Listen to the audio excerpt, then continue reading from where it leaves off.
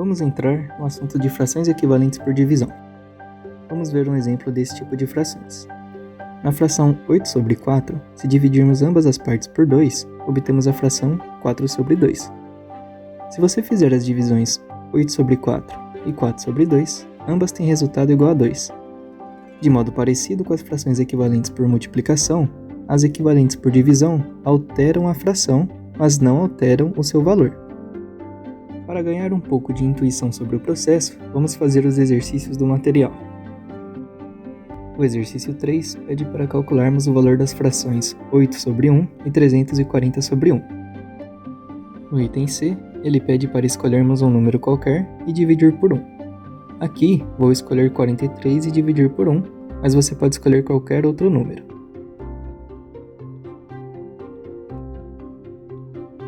Podemos concluir que qualquer número dividido por 1 é ele mesmo.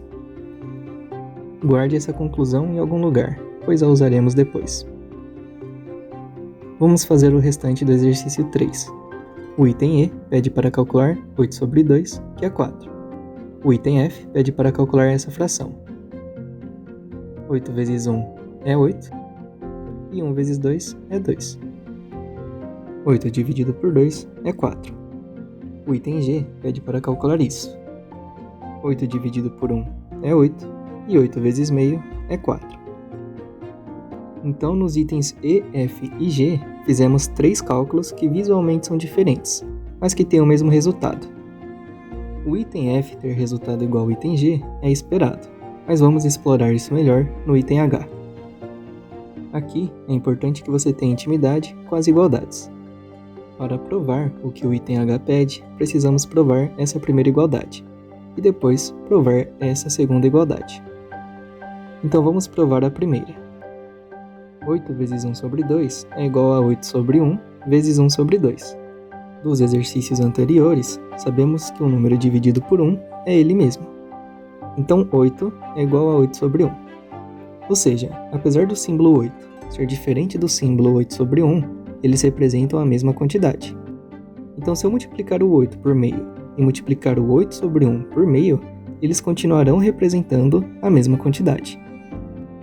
E essa igualdade é exatamente o que queríamos provar. Agora, vamos provar a segunda igualdade, que é essa daqui. Essa multiplicação de frações fica assim. E se você realizar as multiplicações no numerador e no denominador, o resultado vai ser igual a 8 sobre 2, conforme o que queríamos provar. O item I nos pede para escolher um número n qualquer e provar o seguinte. Aqui, você pode escolher qualquer valor para n. Eu vou escolher n igual a 10, e vou seguir o mesmo passo a passo do item anterior para provar esse. Eu sei que 8 é igual a 8 sobre 1.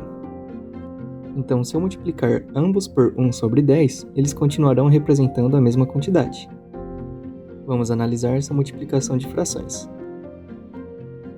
Sabemos que ela é igual a essa outra fração. E sabemos que 8 vezes 1 é 8, e 1 vezes 10 é 10. Aqui, podemos usar a transitividade da igualdade.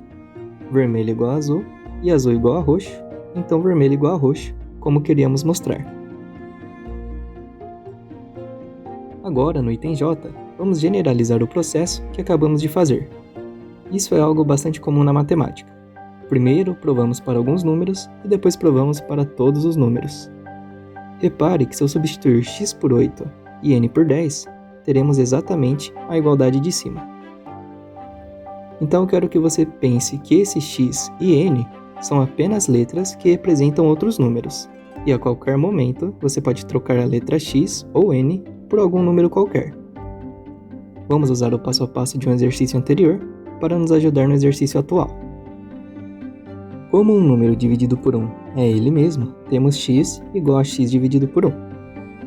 Então, se multiplicar ambos os lados por 1 sobre n, os dois lados continuarão sendo iguais.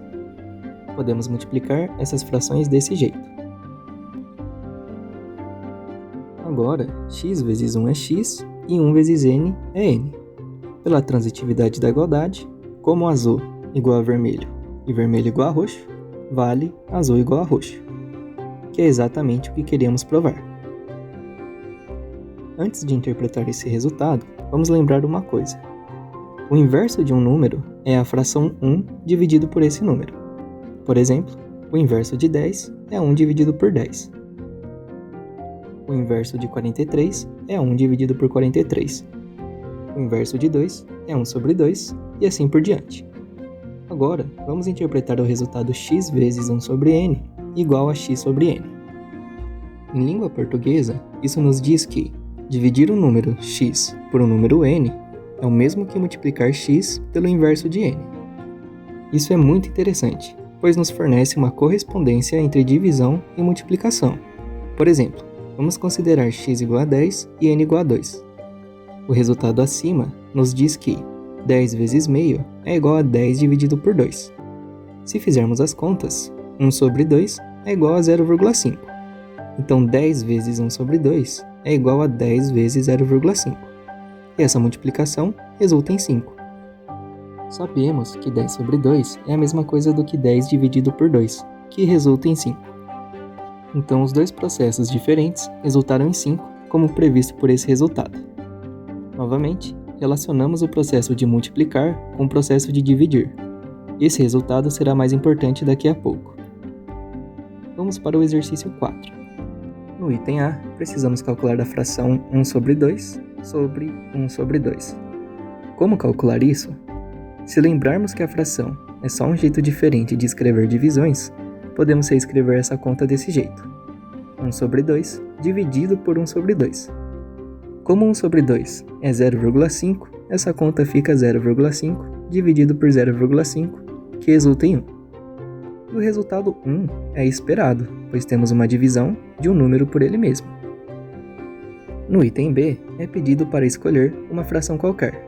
Eu vou escolher 5/3, mas você pode escolher a fração que você quiser. Depois de escolhida a fração, vamos fazer essa fração sobre ela mesma desse jeito. Alguns já devem ter entendido o que vai acontecer, mas vou repetir o raciocínio. Essa fração grande é o mesmo que 5/3 dividido por 5/3. 5/3 é igual a 1,66666. Apesar de o número ter infinitas casas decimais, sabemos que estamos dividindo um número por ele mesmo. Então o resultado deve ser igual a 1. Isso retoma a ideia de que um número dividido por ele mesmo é 1. Esses últimos exercícios nos apresentam a ideia de que não vamos encontrar apenas números inteiros divididos por números inteiros, mas também encontraremos frações divididas por frações. O item C pede para mostrar que a seguinte igualdade é verdadeira. Não é difícil mostrar isso.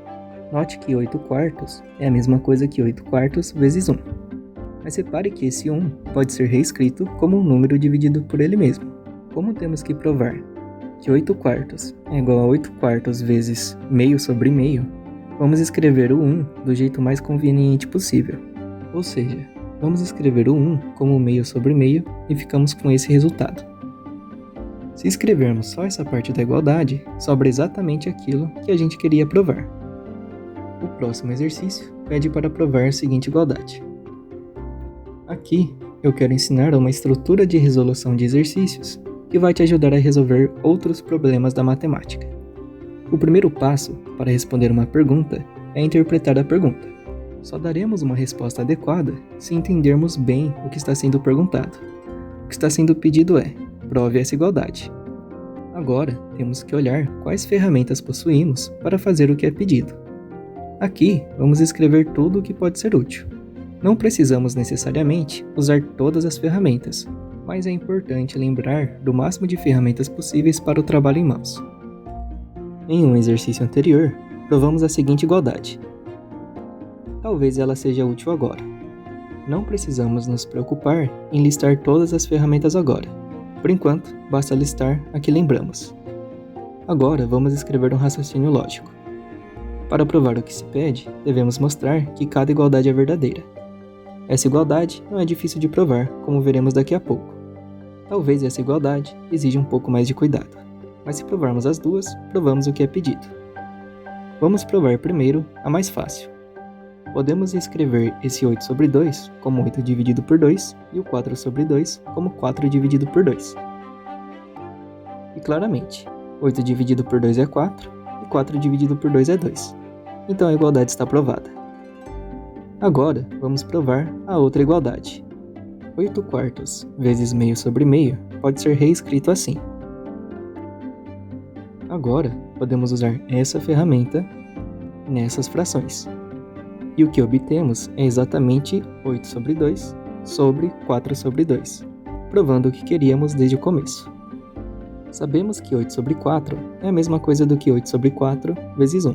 E como 1 pode ser escrito como um número dividido por ele mesmo, podemos escrever essa igualdade. Usando a transitividade, podemos juntar essas igualdades. Usando a transitividade de novo, podemos juntar essas igualdades. E agora, podemos concluir que 8/4 é igual a 4/2. Vamos replicar o raciocínio para outra equivalência de frações por divisão, só para ter certeza de que entendemos por que podemos fazer esse tipo de equivalência. Vamos provar que 15/9 é equivalente a 5/3. Já sabemos que 15 dividido por 3 é 5 e 9 dividido por 3 é 3. Precisamos justificar que esse processo de dividir em cima e embaixo por 3 não muda o valor da fração original. Do vídeo passado, sabemos que um jeito de provar que os valores de uma fração não são alterados é mostrando que o processo é equivalente a multiplicar por 1. Assim, se o processo de dividir por 3 é equivalente ao processo de multiplicar por 1, então o processo de dividir por 3 não altera o valor da fração original. Do exercício 3J, sabemos que 15 dividido por 3 é igual a 15 vezes 1/3, e 9 dividido por 3 é igual a 9 vezes 1/3. Então a fração 15 dividido por 3 sobre 9 dividido por 3 é igual à fração 15 vezes 1/3 sobre 9 vezes 1/3. Agora, podemos separar o 1/3 do numerador e do denominador assim. Mas sabemos que isso é um número dividido por ele mesmo, que é 1.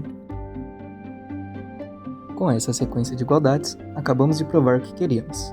Dividir por 3 no numerador e no denominador é equivalente a multiplicar por 1, então não altera o valor da fração inicial. Agora, sempre poderemos dividir pelo mesmo número no numerador e denominador, e a estrutura dessa prova garante que o valor da fração inicial não é alterado.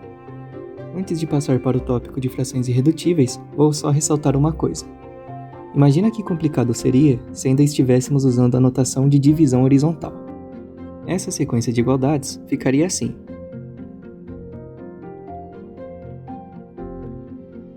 Um pouco cansativo de se ler, certo? Então, sejamos gratos pela notação vertical. Agora, vamos definir as frações irredutíveis. Antes disso, vamos definir o que é simplificar uma fração.